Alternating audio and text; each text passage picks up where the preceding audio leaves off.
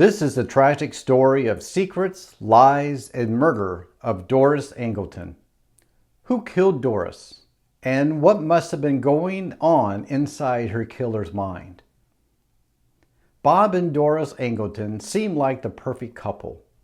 Bob, a successful businessman, owned a golf course, a tennis club, and land in Colorado. Doris was the epitome of charm, captivating everyone she met with her vibrant personality. Their love story began at a party 13 years earlier. Doris was unhappily married at the time, but Bob's charisma swept her off her feet. They married in 1982, and 2 years later, Doris gave birth to twin daughters. To outsiders, they seemed to have it all. Behind closed doors, however, their marriage was crumbling. By 1997, the couple was discussing a divorce. Yet, according to Doris's mother, they decided to remain in the same house until their daughters finished school for the year. But no one could have predicted the tragedy that would soon follow. On the day of her murder, Doris had taken her daughters to a softball game where Bob was coaching. Needing a special bat for one of the girls, Doris left to retrieve it from home, but she never returned. Investigators digging deeper into his life uncovered a startling secret. Bob wasn't just a businessman. He was running a highly organized illegal booking operation that handled tens of millions of dollars in bets by the mid-1990s. Could this secret world have led to Doris's death? Friends speculated that one of Bob's underworld enemies might have orchestrated the killing. The investigation took a twist when authorities discovered that Bob, while earning an estimated $2 million annually from his illegal ventures, was also serving as an undercover informant for the Houston Police Department. I'm John Cordray, and I'm a licensed mental health therapist, and today I will be analyzing the twisted murder of Doris Elizabeth Angleton. It's a case filled with deception, betrayal, and criminal dealings. The truth seemed elusive. Was Doris a casualty of Bob's dangerous double life? Or was there another layer to the mystery that no one had yet uncovered? Join me as I unravel the chilling secrets of the Bob and Doris mystery, where nothing is as it seems. This is Inside Killer Minds.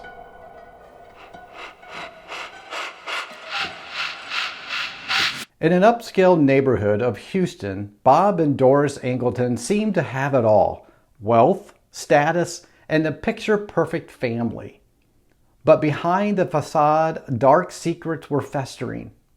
On April 16, 1997, those secrets erupted into a shocking crime that would unravel a twisted tale of betrayal, hidden lies, and a murder that shook high society to its core.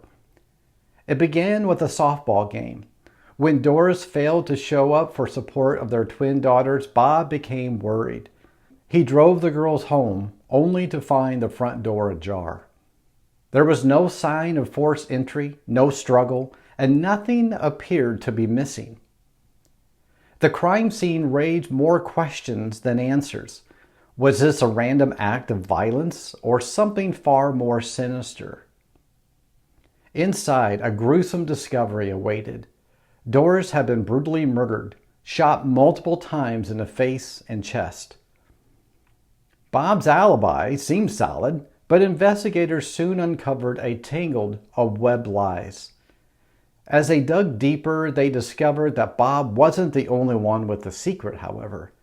While Bob was away on business, Doris had been logging on to chat rooms, connecting with a man who claimed to be a stockbroker in an unhappy marriage. By 1996, their virtual connection had turned into a full-blown affair. Was Doris's secret love life the key to her murder? In another twist, Bob Angleton was not just a successful businessman and bookie. He had been secretly working as a criminal informant for years, turning in fellow bookmakers to the police. This double life painted a target on his back, and investigators initially considered it as a possible motive for Doris's murder. But Bob had another theory, one much more closer to home. Bob pointed his finger at his own brother, Roger. The two siblings had a volatile relationship.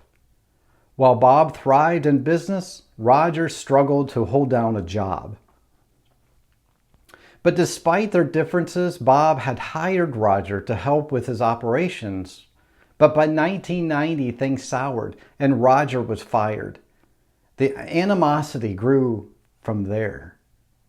Roger even once lured Bob to a parking lot under the guise of a real estate deal and pointed a gun at him, demanding money. Desperate to keep the peace, Bob agreed to pay his brother, but the threats never stopped. In 1997, just weeks before Doris was murdered, Roger threatened to harm Bob if he didn't continue to pay up. It was a chilling precursor to the tragedy that would soon unfold. As the investigation deepened, police began to consider Bob as a suspect as well. His marriage to Doris had been falling apart, and the couple was in the process of getting divorced.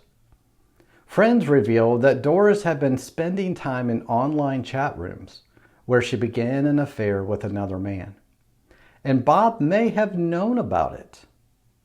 Doris had threatened to expose Bob's financial secrets to the IRS, accusing him of hiding his true income. Motives seemed to surround both brothers, leaving investigators to untangle a complex web of deceit. Then a major break in the case came when Roger, Bob's brother, was arrested in Las Vegas. In his possession was an audio tape that seemed to capture two men plotting Doris's murder. Prosecutors argued that the voices on the tape were Bob and Roger, with Roger as the triggerman. While in custody, Roger claimed that Bob had approached him with a deadly proposition: kill Doris for $1 million to be paid out over 10 years. Roger insisted the tapes were his insurance, leveraged against his brother if things went wrong. But just as prosecutors were preparing to strike a plea deal with Roger in exchange for his testimony against Bob, another twist to the case struck again. On February 7, 1998, Roger took his own life in his jail cell, slashing himself over 50 times with a razor. In a final shocking twist, Roger left behind a note confessing to Doris's murder out of revenge. Yet the story didn't end there. Bob's illegal sports betting operation came to light, landing to charges of tax evasion, money laundering, and gambling. While cleared of his wife's murder, Bob found himself facing a different kind of justice. Fleeing to the Netherlands, he was apprehended, extradited on tax charges, and sentenced to 12 years in prison. Even after serving his time, the shadows of his past continued to haunt him. In a stunning turn of events, Bob was indicted for his wife's murders a second time in federal court. But just before justice could catch up to him, he vanished, leaving behind a legacy of questions, secrets, and shattered lives.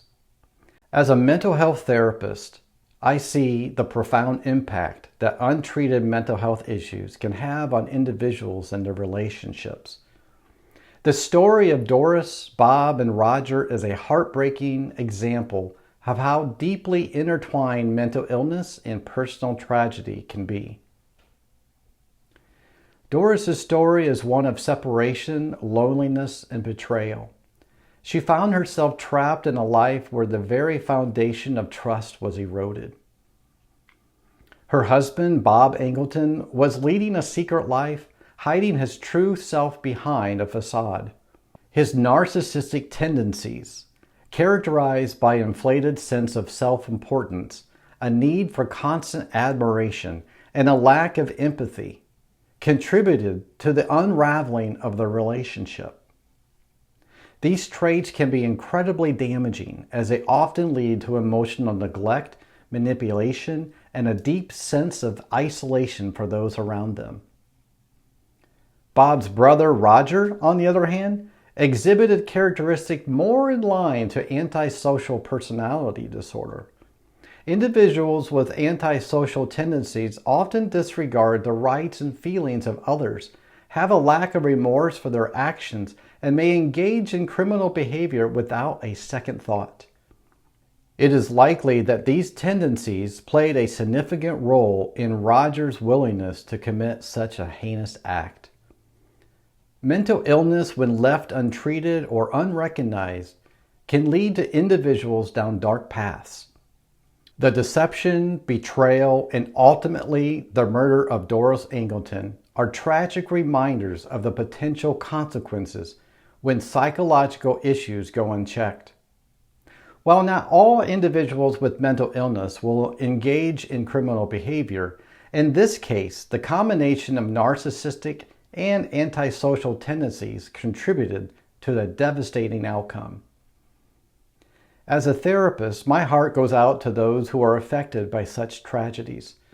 It's crucial that we continue to work towards destigmatizing mental health issues and provide support to those in need, so that stories like Doris's can be prevented in the future.